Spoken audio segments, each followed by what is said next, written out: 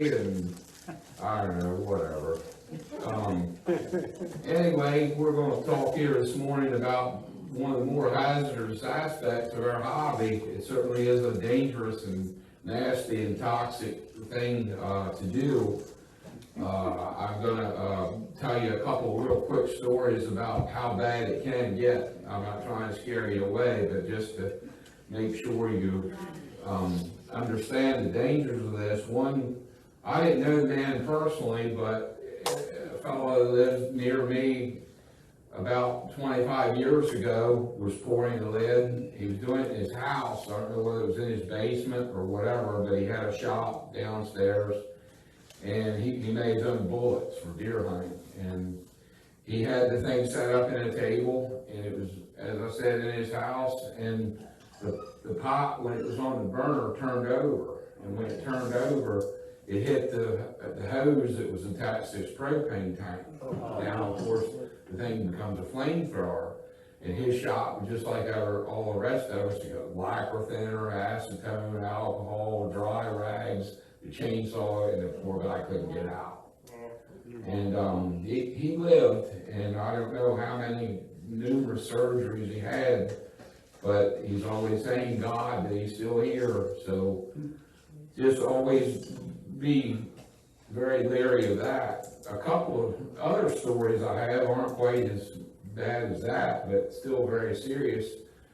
When I've been doing this so long that the first 2 or 3 EC12s that I built back in the 70s, we still were using lead shot poured in with resin. And about 12 or 15, 16 years ago, I thought it would be a pretty cool idea to go back and revisit one of these boats. I chipped out the lead shot that we had in it. It came out almost in one piece, and we took it up to one of Dave Bronner's, our good friend Dave Bronner's pour parties, where we used to pour lead for people.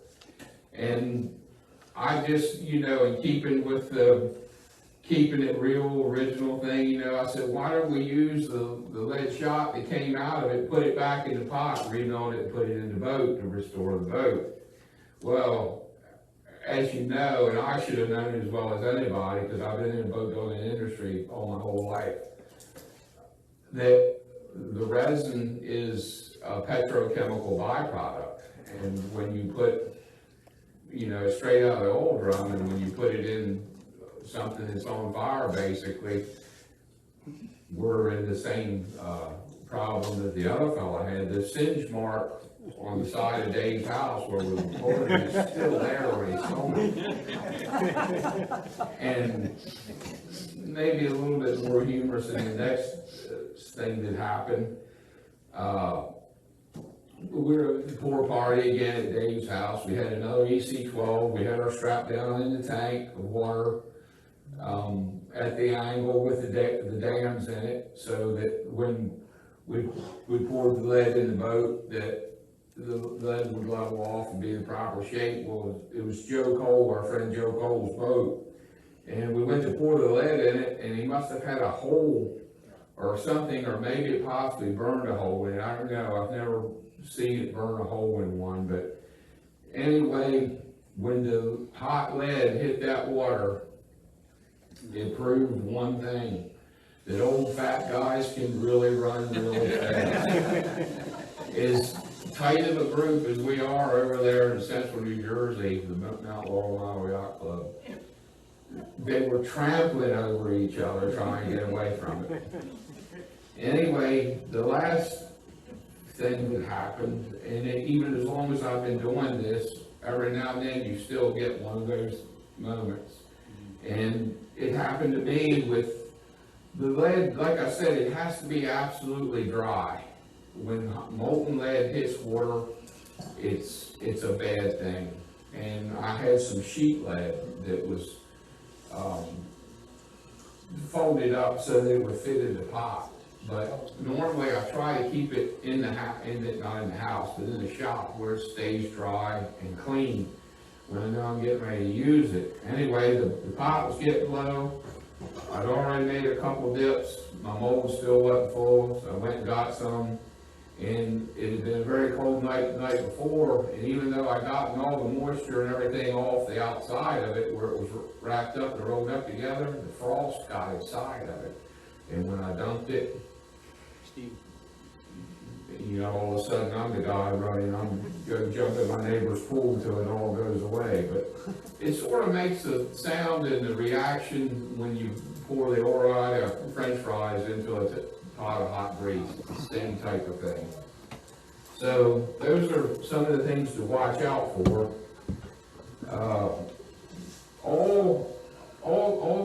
Every lead keel, as John was talking about a while ago, it all starts with a drawing.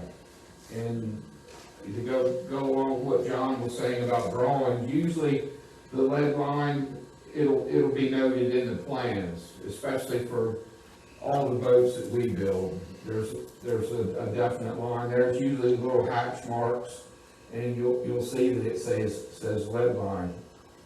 This particular plug here came from this drawing. This is for the Chico, and I made this plug. And so we start with a plug, and usually when I carve one, I coat everything with I hit it with two coats of a 2-part polyester high build primer. And then I polish it just as if it's going to be a fiberglass part, and I wax it so that it will release from whatever we're pouring in, whether it's plaster Paris or concrete. I'll get to both those in a second. So after you have your plug carved, then you have to make, John and I were talking about this, what it was called, a shadow box possibly. Anyway, the box has to be a couple inches wider, a couple inches longer, and a couple inches thicker than what your plug is. And you arrange the box so that the plug will be at a level that will be 1/2 the thickness of the plug, if you can see that. So we wax the plug just as if we were making a fiberglass part, and then I spray the inside of the box and the whole perimeter of it with PAM. I've tried several other different types of release agents, but PAM is the one that works. And so then, if you're using Plaster Paris, I take 2 5-gallon buckets. A 25-pound bag of Plaster Paris will make this mold here. This mold will make most anything that a marble head, for a marble head in or 36 inches, 6-inch boat. So a 25-pound bag of Plaster Paris. In one bucket, you dump about, by weight, about 10 or 11 pounds. You don't want to go half the bag because you might need a little extra. And if you're pouring the Plaster Paris in and there's some left over, that's okay. But if you're pouring in there and you don't have enough, you know, we got a problem. In the other bucket, fill it about 2/3 full of water. You're only going to need about half, a little bit less than half of that 5-gallon bucket of water to mix with the Plaster Paris. When you mix it up, you don't want it creamy or like mayonnaise. It has to be like a thick soup. It has to pour. The thicker you make it, the hotter it gets. It's amazing. It surprised me the first time I did it. You don't want it thick because then it becomes hard to get in all the areas of the mold, and because of the heat, it cures really fast. I don't understand to this day how they use Plaster Paris on walls, mixing it up in large amounts. I'm just maybe missing something, but also I'm probably going to go back to the concrete molds, the Quickrete. They don't have quite the finish. It doesn't produce quite the smooth of a finish as the Plaster Paris does, but I'm just not really getting much use out of these molds. And here's an example of one. it's only supposed to be in 2 pieces, but it's 3, and there's another part that's in the shed, and there's another part that's in the woods behind the house. So, we'll probably go back to the concrete for most of it. Scott, one of the things that I found that helps with that is you can put a heavy-duty chicken wire and kind of put it in like they do with concrete as a like a Well, the problem with that is it's that I found with it is it's down so low. You know, maybe I could have made it a little thicker, but anyway, I think the concrete is the better way to go. As far as the lead itself, there are lots of different places to get it, but I don't use scrap lead. I don't use lead pipe or go to the gas station and get their 5-gallon bucket at tire weight. See, I think that's a lot of the problem where, you know, you want good clean stuff to work with, and I usually, a lot of times you can get it, anytime you can get it on eBay. Usually, a couple of years ago, it was only $1.10, $1.25 pound, now it's like $3. So it's definitely going up in price. There was one other place I got it from one time. I don't really like to talk about it, but I had a friend that was a building contractor, and he said, I'm remodeling a dentist office, and the x-ray room is lined with it. And he said, I don't really want to go get the permits and stuff. He said, you're welcome to it if you come get it. So that was the sheet stuff I was telling you about a while ago that got the frost. Hey Scott, get it from a MasterCard. They've got all different sizes and weights. But like I said, sometimes you just have to, the key thing is the price. Yeah. You have to be on the lookout for it. As far as the pot, it almost looks like we're getting ready to do some kind of witchcraft or something up here with all this stuff.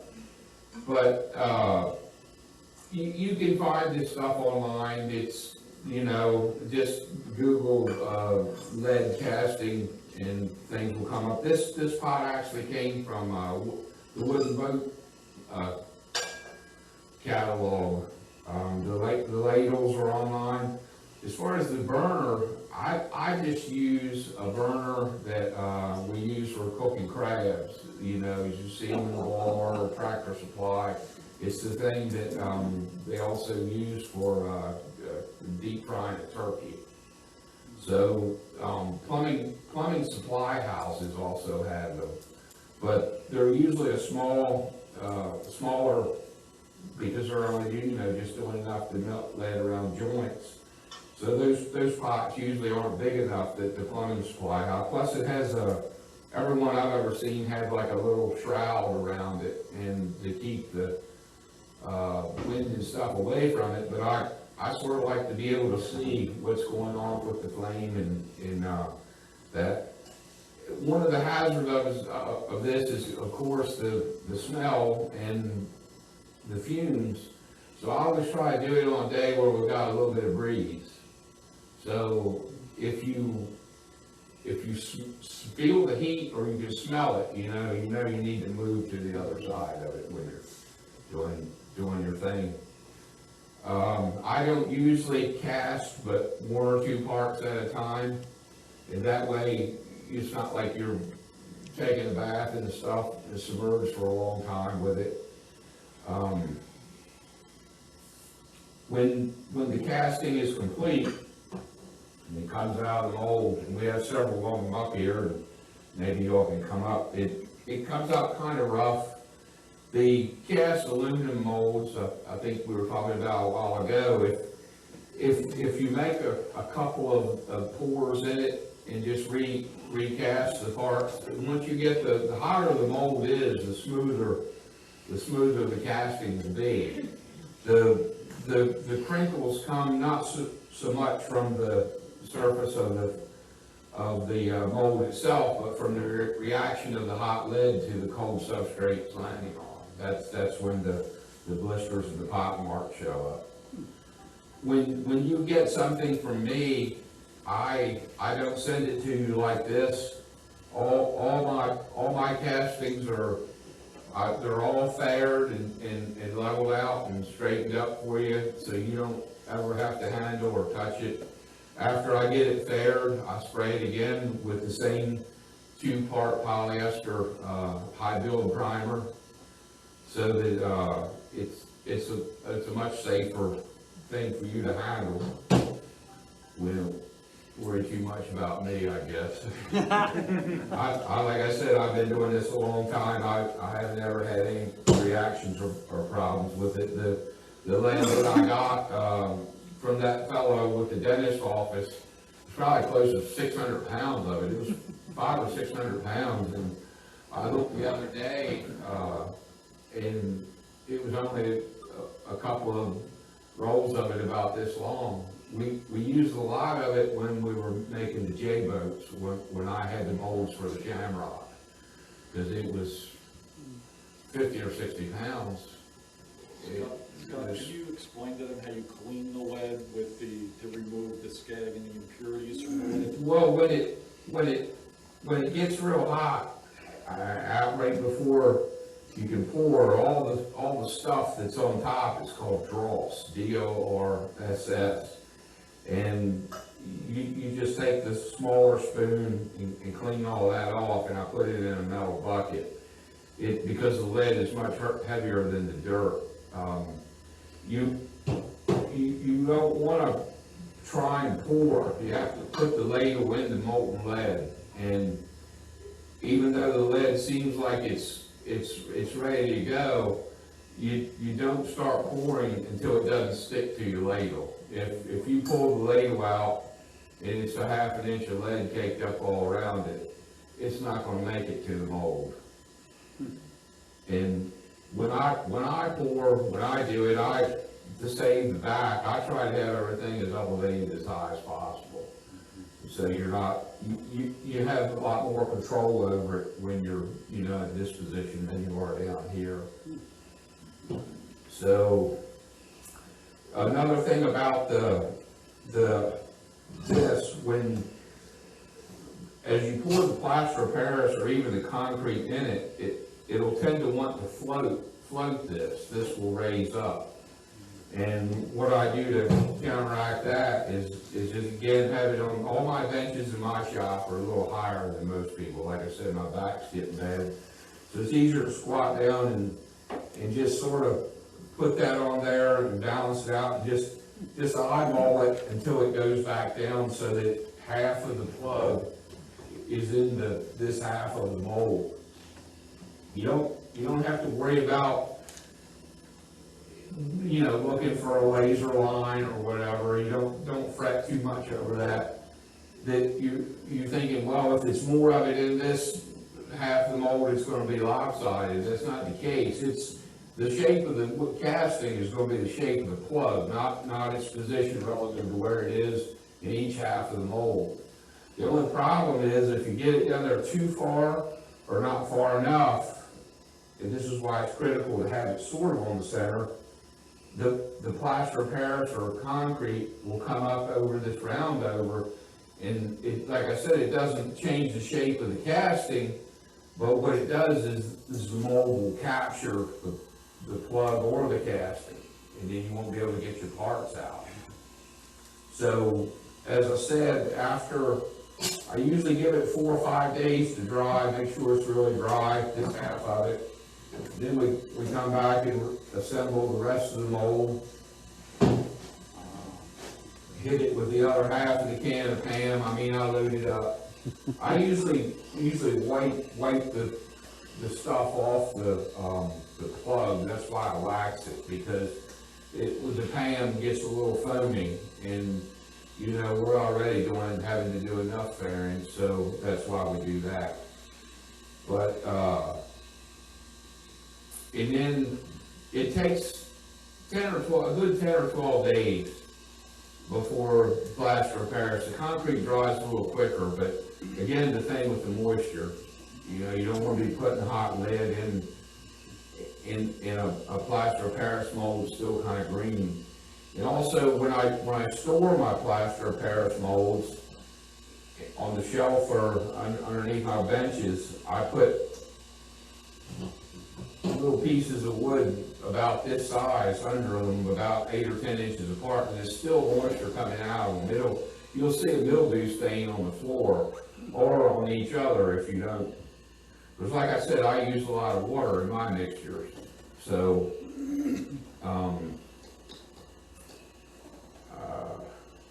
I guess that's about all I know about pouring lead and castings. I'll probably still be talking if not, but John said I only had 45 minutes to go, 45 minutes anyway, so. Does the PAM work on the concrete two-part?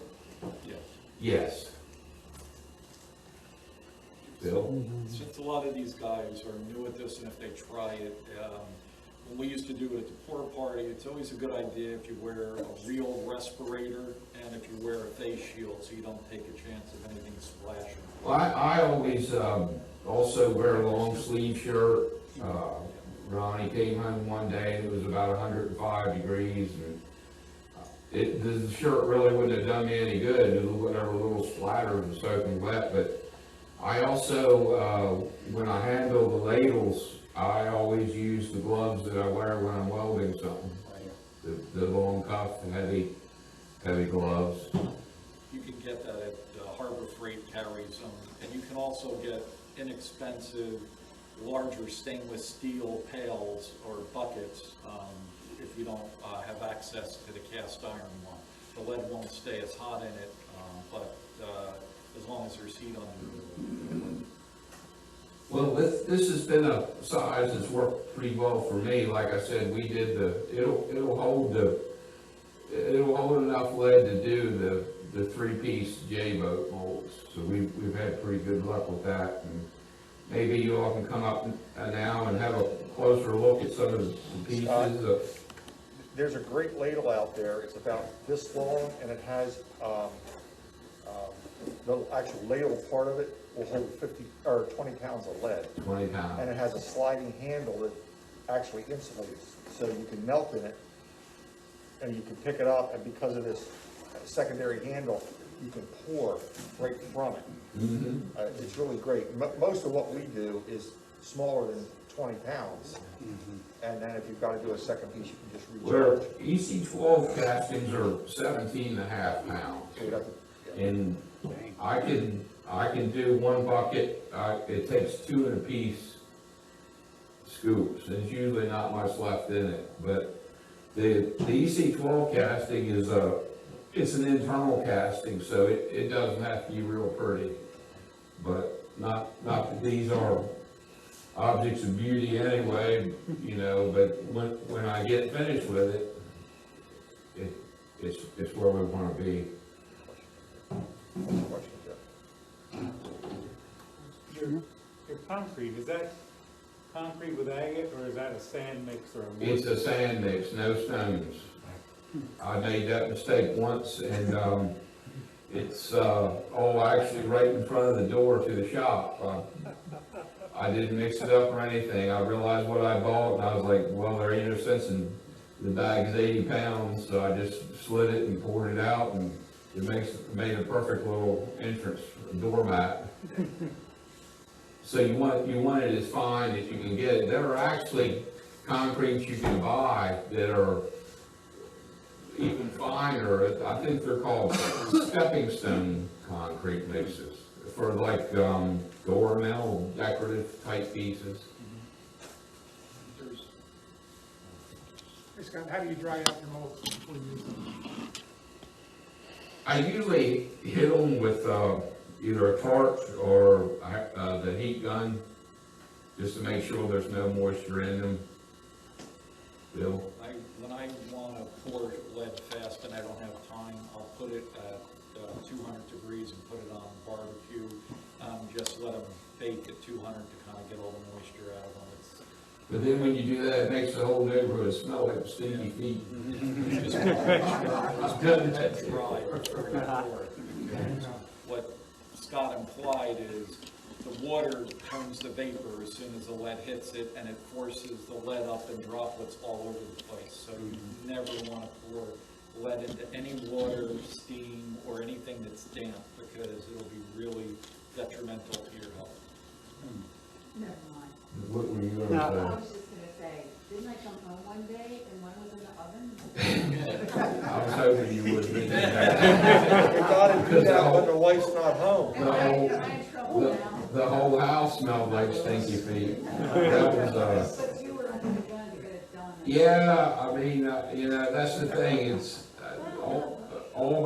everything I do is very reasonable for what it is, you know, and that's because, you know, we're doing all right in the real world, and I don't worry about money with things like this. But someone said earlier about me retiring from the water so I could do more of this. Well, if I retire from the water, the prices for this is gonna be a lot higher. Gentleman back there? I just got a question, will you tell us where you buy your lead? Because the last time I bought lead, it cost me more to have it shipped to me than it did to buy it. Most of the time on eBay, the shipping price will be in that, well, there's no more $1.10 lead, it's, like I said, it's $3. If you get in a jam and you have to go to a hunting supply store, the number 8 shot for a 25-pound bag is probably close to $100 now. It's very expensive to buy it that way. I've had really good luck getting lead from just a plumbing supply house. They sell it in little 5-pound ingots, and you can get however much you want. Where? The Plumbing supply houses. Like I said, they use it when they join pipes, or fix leaky pipes, they wrap a piece of copper around it, put 2 hose clamps on it, and pour the lead in the top of it. You said cement, now, can you use the mortise type? It's called Quickrete. Yeah, I know where, that's Quickrete, but then there's also a formula that's called the mortising that you put like between bricks, I think that's what it's called. No, It's like a grout, that isn't it? wouldn't work. There's also another product out there, it's very difficult to get. Dave Bronner used to use it, it's called Diamondcrete. I don't think they make it anymore. Yeah, but there's a couple places you can still find it out on the internet. The thing that was good with that, it gives you a very smooth finish, and you can get 20, 30 shots out of it, where with the Diamondcrete, every time, now with the regular Quickrete, every time you pull a piece out, you kind of fragment it off, so you have more and more to clean. And when you heat up your molds before you pour, right? Is there a certain level that, I think if you go too high, you also crack your mold when you pour in your lead? Well, with the torch, you know, it's not gonna get that hot. I just make 5 or 6 passes over it. With my main concern is just making sure it's dry, and it's not, you know, there's nothing, I mean, it may look dry, but it only takes one little drop, and like I said, it'll scare the hell out of Is that, you. when you're pouring, is that the bubbling coming up, the moisture? For instance, when you're pouring lead, should just smoke, It probably a little bit of it, yeah. okay. It'll come, you'll see the steam coming up through the vent holes and the pore holes. Now, is there a certain number of vent holes that you need on something like that? Well, I think probably the more you have, the better. I mean, to let the heat out, and it will certainly make for a smoother finish. But there's also the issue of having to clear away all these little lead fingers coming up the side of your mold, or the side of your piece. Yeah, but it's important to have enough of those to get rid of the off-gassing. Yes. Otherwise, you're gonna get cavities in your At casting. least 2, because you want to pour the lead in one and have. No, the we're air talking about circulate. vent lines and Oh. other places on the mold Right. to take care of the off-gassing. But for the pour-in plug, I always found using 2 is better, so You that need a you don't- screw and you need a large vent, but you ought to have other vent, and they're usually just like 1/8 of an inch. They're not very big. You've got to get the gas out of the mold, especially if they're trapping areas. And it is very important to pour in one continuous pour. If you pour and then stop and go back and pour again, it's gonna affect the way the lead is curing.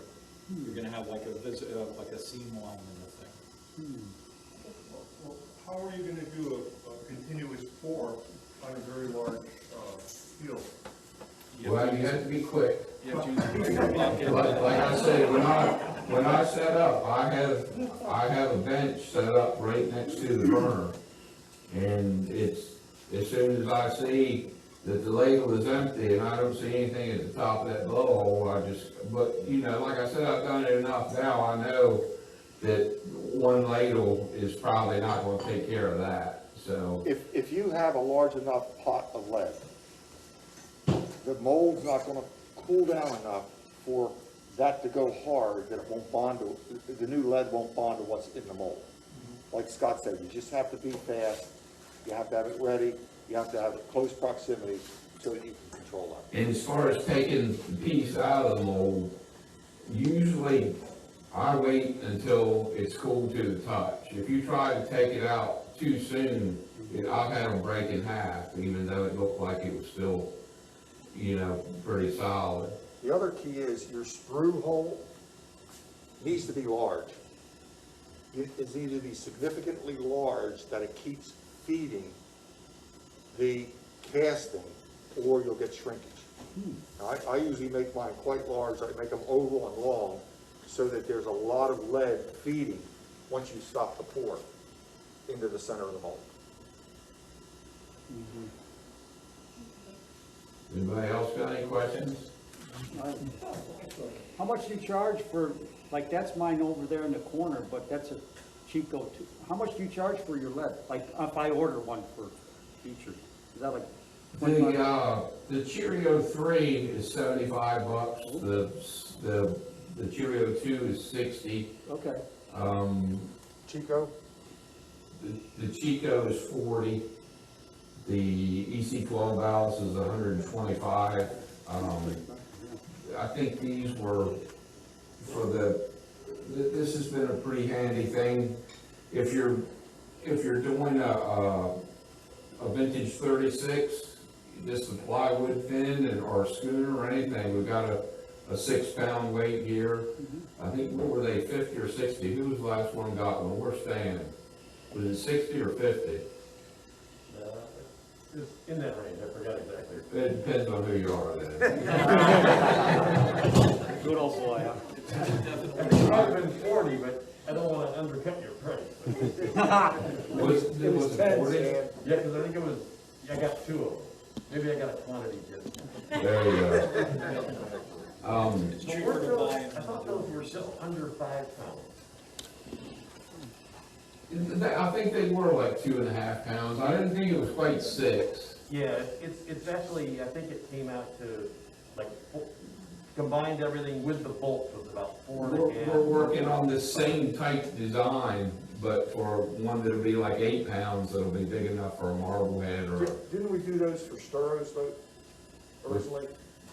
John Sturro's boat? Yes. Yeah, they were slightly under 5.